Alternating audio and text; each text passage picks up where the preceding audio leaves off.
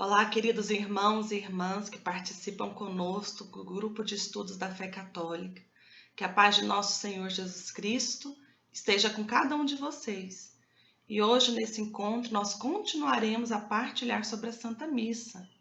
Só para nós nos recordarmos, no encontro passado, nós partilhamos sobre os ritos iniciais e a liturgia da palavra.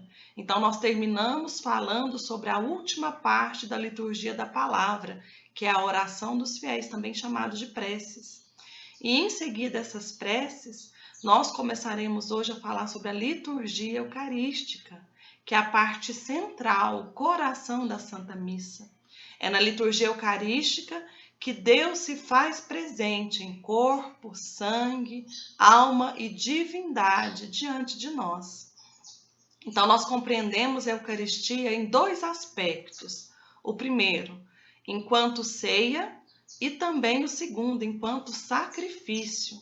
Ela é ceia porque nos alimenta espiritualmente e nos faz partilhar o pão. E é sacrifício porque é doação da própria vida de Jesus. Jesus que se doa por cada um de nós, por nossa salvação, unindo então a nossa vida à vida dele. E a liturgia eucarística também é composta por vários ritos, cada um com seu significado e que nos proporciona um conteúdo que nos dá consistência à nossa fé, que vem nos estimular no crescimento da fé.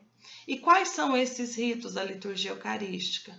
São eles, em sequência, a preparação das oferendas, a oração sobre essas oferendas, a oração eucarística, o Pai Nosso e o embolismo, a oração da paz, a fração ou partilha do pão, a oração do Cordeiro de Deus, a apresentação do pão, a comunhão e o pós-comunhão. E a primeira parte da liturgia eucarística é a preparação das oferendas.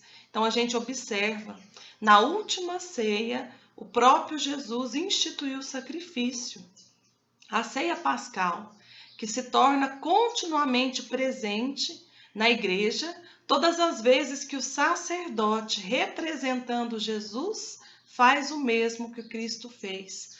Toma o pão e o cálice, dá ação de graças, parte o pão e dá a cada um de nós. Assim como Jesus tomou o pão e o cálice, deu ação de graças, partiu e deu a seus discípulos, dizendo que ali estava verdadeiramente o seu corpo e o seu sangue.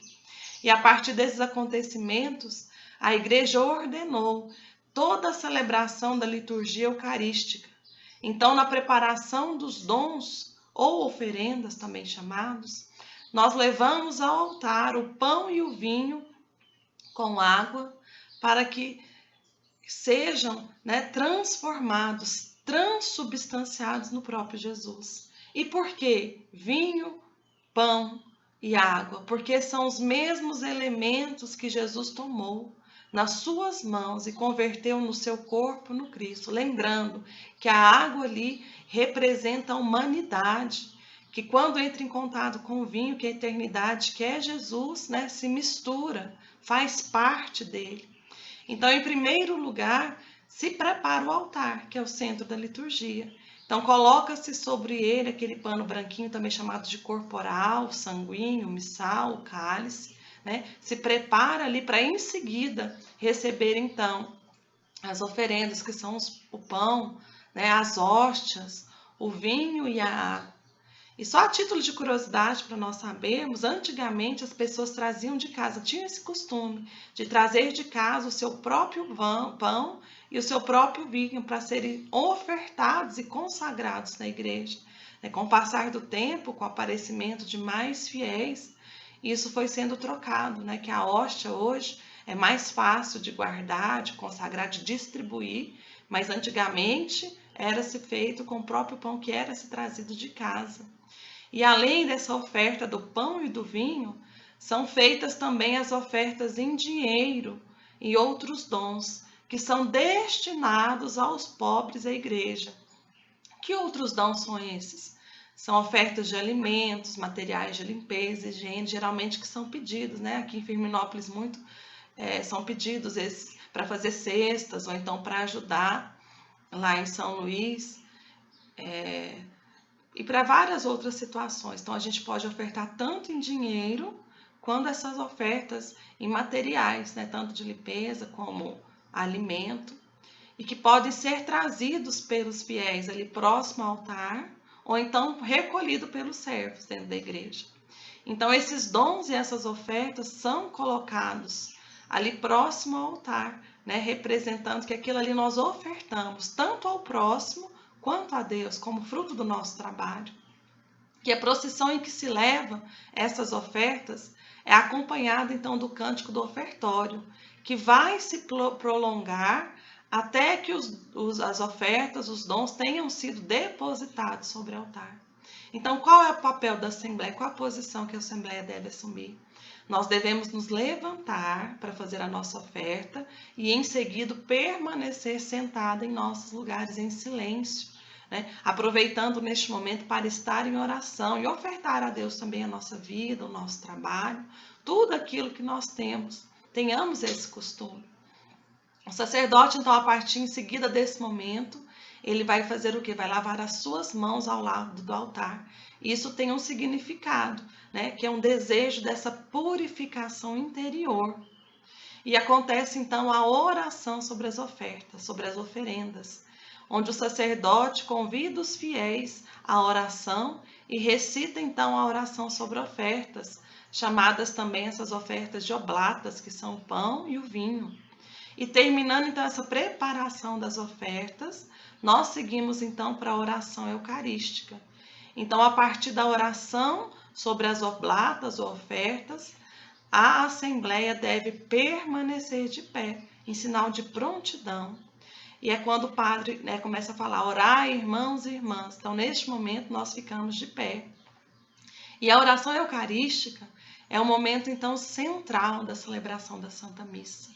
E é uma oração de graças, né, de consagração. E o sentido dessa oração é que toda a comunidade de fiéis possa se unir a Cristo na proclamação das suas maravilhas e naquela oblação do sacrifício, né? Jesus ali vai ser sacrificado por cada um de nós, por nossos pecados, para nos dar a vida eterna. Então, os elementos principais da oração eucarística são eles. Primeiro, a ação de graças, que é uma expressão de uma forma particular no prefácio, que vai introduzir a Assembleia na ação de graças, por toda a obra da salvação ou por algum aspecto particular. Isso depende do dia, da festa ou do tempo litúrgico, esse prefácio. Então, existem vários prefácios que abordam diversos temas. O segundo elemento da oração eucarística é a aclamação. A Assembleia, então, em união com o coro celeste, canta o santo, juntamente com o sacerdote. Em terceiro, qual é o terceiro elemento da oração eucarística? É chamado também de epiclese, que é a invocação especial, onde a igreja implora o poder do Espírito Santo, para que aquele pão e aquele vinho se transformem verdadeiramente em corpo e sangue de Cristo e venha operar em nós a salvação, né? Em todos nós que participamos. Em seguida acontece o quê? A narração da instituição da Eucaristia e a consagração. Então, com as mesmas palavras e gestos de Cristo, realiza-se então o sacrifício instituído na última ceia. Em seguida, nós passamos então para a anamnese, que é onde a igreja celebra a memória de Cristo, recordando a sua paixão, ressurreição e também a sua ascensão aos céus. Em seguida, nós temos a oblação, que a igreja oferece a Deus Pai, no Espírito Santo, a hóstia imaculada, e também deseja que cada um de nós, fiéis, aprendamos também a nos oferecer a Deus, para que nós possamos ter uma união mais perfeita com o Senhor. Em seguida, na oração eucarística, vem as intercessões, que são os pedidos por toda a igreja, que exprime que a Eucaristia é celebrada em comunhão, né? Estamos todos juntos, com toda a igreja, tanto a igreja celeste como a igreja na terra, todos os seus membros vivos, né, quanto aqueles que já estão falecidos, são chamados então a tomar parte na redenção e na salvação oferecidas por Jesus. Em seguida, na oração eucarística, tem a doxologia final, que é o quê? É a glorificação de Deus, feita somente pelo sacerdote, aquela parte que ele diz, por Cristo, com Cristo, em Cristo. Então, nós, assembleias, não dizemos essa oração. Ela é feita apenas pelo sacerdote e que deve ser concluída pelo amém. Aí sim, nós, enquanto assembleia, após essa oração, nós dizemos então o nosso amém. E a assembleia então deve permanecer de joelhos durante a consagração. Então, a partir da epiclese, né, que é a invocação do Espírito Santo sobre as ofertas, sobre o pão e o vinho, nós já devemos estar em joelhos. É claro, lembrando que a instrução do missal romano diz respeito àquelas pessoas que estão em situação de saúde, né? É claro que as pessoas que não têm condição, neste momento, podem permanecer em pé. Então, exceto por razões de saúde, e se o lugar também não tiver espaço para ajoelhar, às vezes, agora não, né? Por causa da pandemia, nós estamos mantendo um certo distanciamento, mas em missas que estão muito cheias, não se tem a possibilidade de ajoelhar, então nós permanecemos em pé e fazemos então uma vênia profunda, uma inclinação profunda, né, do nosso corpo, enquanto o sacerdote ajoelha após a consagração. E nós permanecemos então de joelhos até o final da oração eucarística, que é quando o padre diz, eis o mistério da fé. Então até nesse momento nós permanecemos de joelho, então nos levantamos. E em seguida a isso, vem então a oração do Pai Nosso e o embolismo. O Pai Nosso é o prolongamento de louvor dessa oração eucarística. Então é um momento que a comunidade reunida, ela reza a oração que foi ensinada para nós pelo próprio Jesus, mas que não deve ser concluída por nós com amém. Então a gente não fala ao final da oração do Pai Nosso amém, por quê? Porque ela continua, ela se prolonga. Então existe depois as palavras agora e na hora de nossa morte. Então a gente não diz amém, que ela segue em seguida para ser proferida, a sua continuação pelo sacerdote, quando ele diz, livrai-nos de todos os maus, ó Pai. Então a gente é chamado, então, depois dessa segunda parte, a falar o amém. E a oração do embolismo quer dizer adicionar. Então o sacerdote, nessa continuação dessa oração do Pai Nosso, nessa oração do embolismo, suplica que todos os fiéis sejam libertos do poder do mal. E só após essa continuação, então, que nós vamos falar amém. Tanto a doxologia final, que é aquela oração por Cristo, com Cristo e em Cristo, quanto o embolismo na oração do Pai Nosso, que é a continuidade do Pai Nosso, podem ser cantados ou recitados em alta voz por todos de pé. E em seguida, então, nós temos a oração, o rito da paz, em que a igreja implora a paz e a unidade, tanto para si, quanto para todos os homens. E é feita, então, só pelo sacerdote também. A oração da paz é feita só pelo sacerdote. E nós podemos observar que o abraço e o aperto de mão foi abolido. Por que aconteceu isso? Porque não existe mais na nossa comunidade. Por causa das distrações que causavam na Assembleia. Quantas pessoas saíam do seu lugar para ir cumprimentar outras pessoas lá atrás da igreja, ou bem à frente delas. E isso aí gerava um certo descontinuidade daquele momento de oração. Então, o missal romano recomenda que cada um dê a paz com sobriedade, discretamente, apenas aqueles que estão mais perto de si, ao seu redor, ao seu lado. Então, não é permitido que se cante nesse momento também, para não causar distrações. Em seguida, a oração da paz, nós passamos então por Cordeiro de Deus.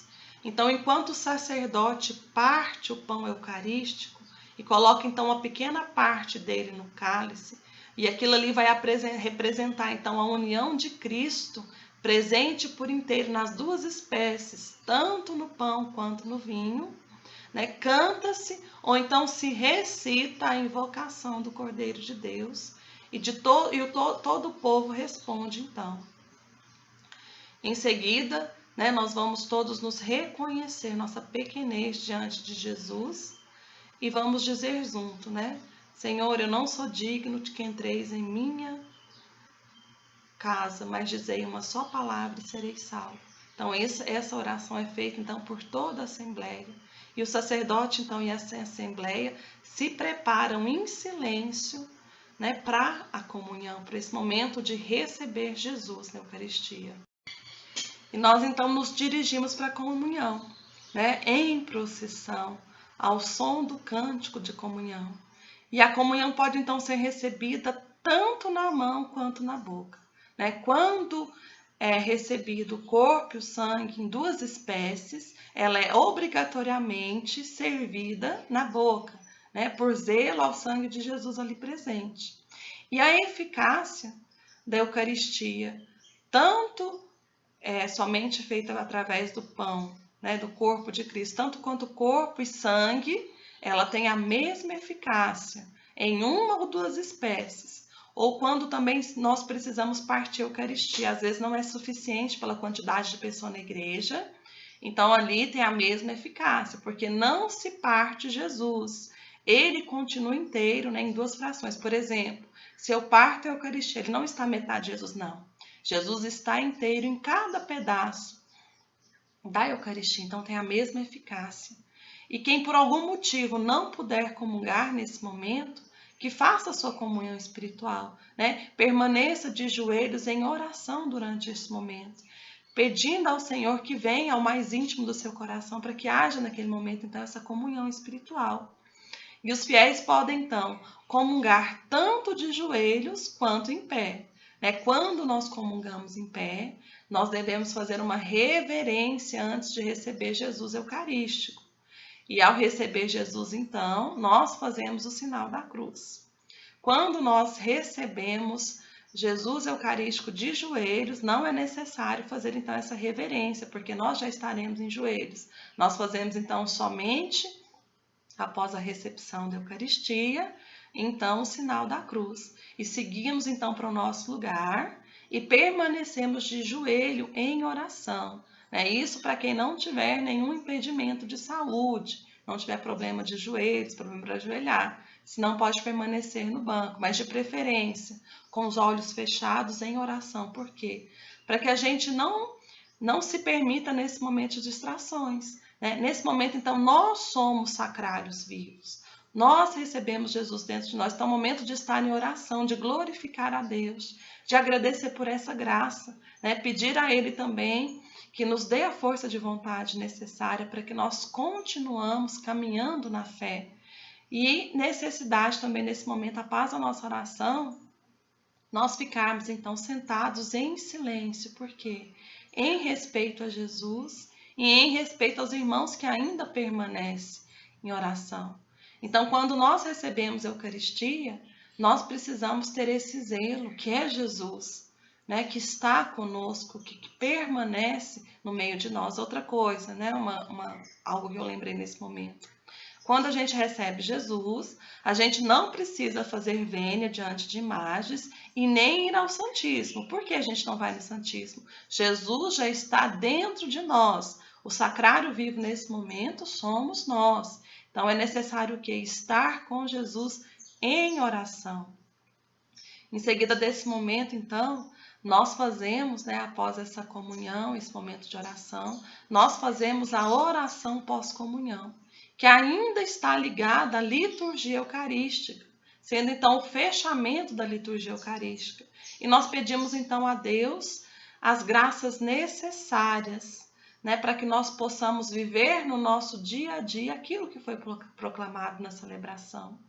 Então, neste momento, o sacerdote reza com todos nós, a assembleia, em pé, e fazendo dessa oração, a oração de todos nós, ao nós proclamarmos juntos o amém, que quer dizer assim seja, eu concordo. E termina então aqui o rito da liturgia eucarística.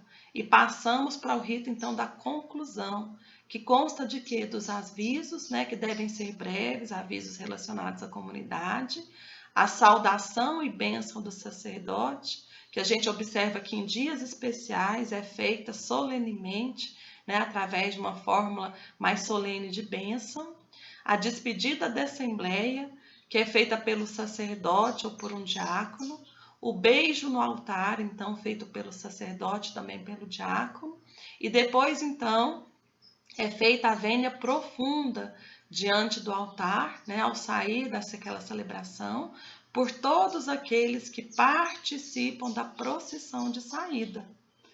Então, na despedida, quando ele diz, ide em paz e que o Senhor vos acompanhe, nós somos então enviados. A gente tem a percepção de, naquele momento, a missa termina, mas não. É nesse momento que ela começa, com o nosso envio, porque fortalecidos pela Eucaristia, nós somos chamados então a cumprir a nossa missão de evangelizar, de anunciar Jesus e de principalmente ser bênção na vida daquelas outras pessoas que às vezes não têm essa oportunidade de conhecer e nem de participar da Santa Missa.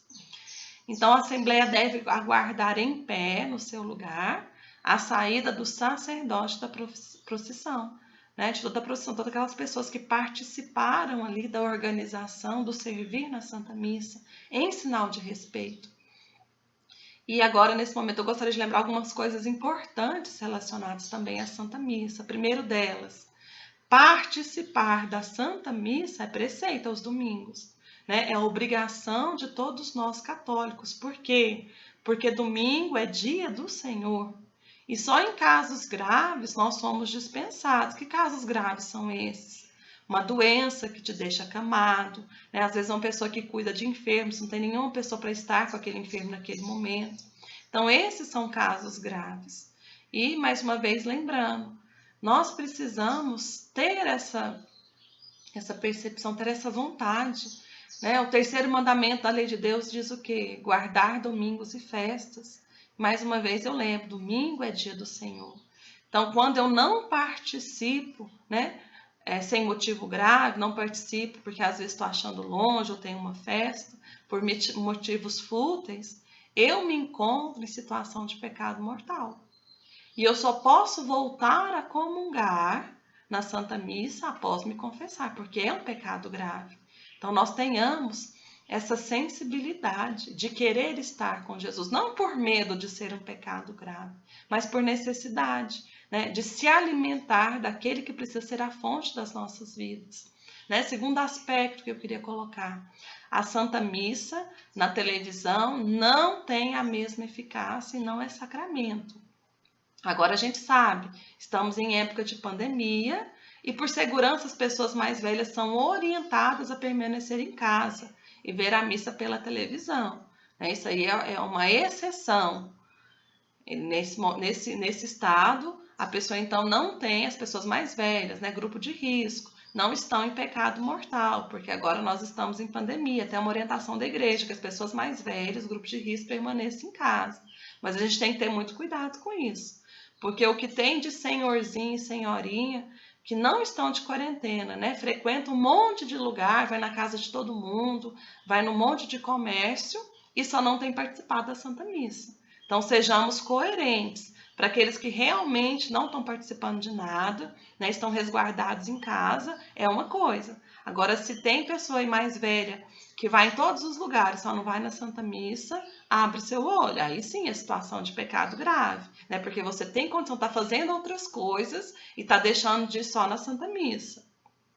Terceiro aspecto, as posições e os gestos que são orientados na instrução do missal romano têm a função de trazer para a Santa Missa harmonia e beleza, e não de impor algo que é imutável. Então, deve-se também respeitar os costumes da comunidade, desde que esses costumes não venham ferir a liturgia. Né? O que quer dizer isso? Vou participar de uma missa que o padre é mais renovado, mais renovação carismática, bate palma, levanta a mão, qual a minha posição? Fazer a mesma coisa enquanto assembleia. Nós precisamos ser um em Cristo. Né? Participo de uma celebração que o padre é mais conservador, não tem esse costume. Permaneço, então, conforme o que está acontecendo ali. Por quê? Para que a gente continue com essa harmonia. Como eu já falei sobre os gestos, né? Não é pecado bater palma, não é pecado ajoelhar. A instrução do missal romano nos diz as posições que devem ser, mas nem por isso, né, devem ser feitos a ferro e fogo. Nós também temos a liberdade enquanto comunidade, a cultura do lugar, como eu falei antes. Quarto aspecto, a Santa Missa começou a ser celebrada desde os primeiros cristãos. E com o passar do tempo, ela foi adquirindo essa fórmula que nós temos hoje. Então, a Santa Missa foi crescendo, né? Foram adicionando mais leituras. Foi feito de uma forma para ser o quê? Mais algo para nos propor um crescimento espiritual, para ser melhor, né? Didaticamente falando, para que a gente tenha esse encontro pessoal com Cristo. Quinto aspecto, a oração do Ave Maria no final da Santa Missa não consta no missal romano.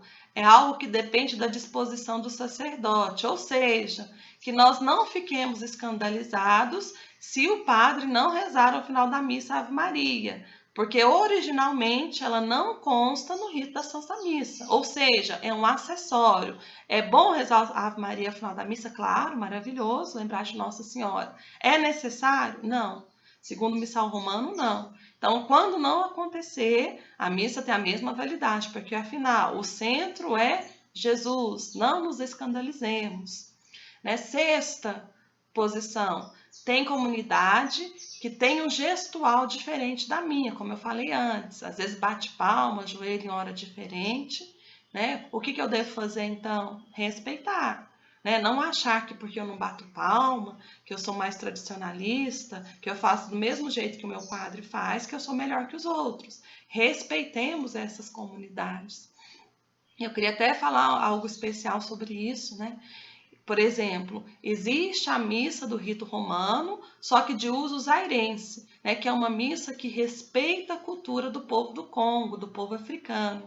E ela é aprovada, inclusive ela já foi celebrada pelo Papa Francisco. E é uma missa linda, eu já tive a oportunidade de participar. É uma missa muito animada e cheia de gestos e coreografia. Por quê? Porque isso faz parte daquele povo. Né? É uma missa contagiante, a gente realmente se emociona diferente. E ao mesmo tempo que existe alguns padres que querem colocar elementos de outras religiões dentro da Santa Missa, e isso é errado. Né? A enculturação, trazer essa cultura do lugar para a Santa Missa é louvável, né?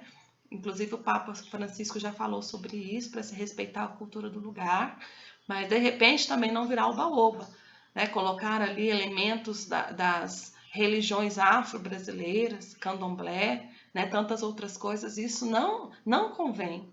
Né? Então, que nós tenhamos esse olhar crítico, né, de purificação, de tirar da missa, principalmente os sacerdotes, de tirar da Santa Missa aquilo que não convém. Então, tudo precisa ser muito bem avaliado antes de ser permitido pela igreja. Então, eu vou colocar lá no nosso material de estudo até um vídeo sobre essa missa zairense, só para a gente ter uma ideia, né? Que é rito romano também, uma missa que segue o mesmo rito que o nosso, o rito romano, só que é da cultura zairense. Então, é muito interessante, se você tiver depois a disponibilidade de estar assistindo, eu acho que enriquece muito a nossa fé, né? Abre nossa mente para outras culturas que celebram, como nós, a Santa Missa. Amém? Espero ter orientado um pouco sobre esse assunto. Né? Falar sobre Santa Missa é muito complicado, porque existem muitos aspectos. Eu escolhi assim, os mais importantes, que é necessário para cada um de nós, fiéis, leigos, realmente aprendermos, sabemos, para bem celebrarmos. E continue conosco, participando, né? Leia o material de estudo, ali nos dá uma amplitude sobre o assunto, reforça o nosso conhecimento e continue perseverando. Né, que nós tenhamos todos um ótimo final de semana, início de próxima semana, e que o Senhor possa estar nos abençoando e protegendo, em nome de Deus que é Pai, Filho e Espírito Santo. Amém.